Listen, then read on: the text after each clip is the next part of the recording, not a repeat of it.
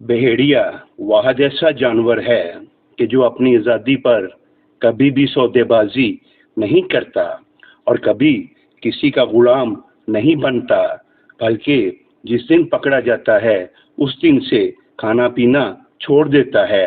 اس لیے اس کو کبھی بھی آپ نے چڑیا گھروں میں بند یا قید نہیں دیکھا ہوگا۔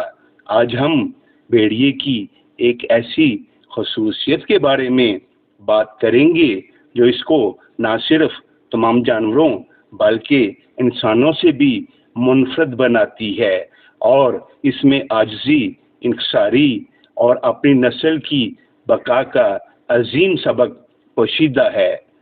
جب کبھی دو بھیڑیوں کی آپس میں لڑائی ہو جائے اور دوران لڑائی ایک بھیڑیے کو یہ احساس ہو جائے کہ وہ دوسرے بھیڑی کے خلاف لڑائی ہار رہا ہے اور اس کی جیت کا اب کوئی امکان باقی نہیں ہے، تو وہ ایک غیر متوقع فیصلہ کرتا ہے۔ یہ بنا مزاحمت کیے انتہائی پرامن ہو کر اپنی گردن اپنے مخالف کو آفر کر دیتا ہے، جیسے یہ کہہ رہا ہو کہ میں ہار چکا ہوں، آؤ اب اس لڑائی کو اس کے انجام تک پہنچائیں۔ لیکن خاص اس لمحے ایک حیرت انگیز اور متاثر کن چیز رونما ہوتی ہے۔ لڑائی میں جیتنے والا بھیڑیا بجائے کہ وہ گردن آفر کرنے والے بھیڑیے پر اپنا آخری وار کر کے اس کو ختم کرے، وہ ساکت ہو جاتا ہے۔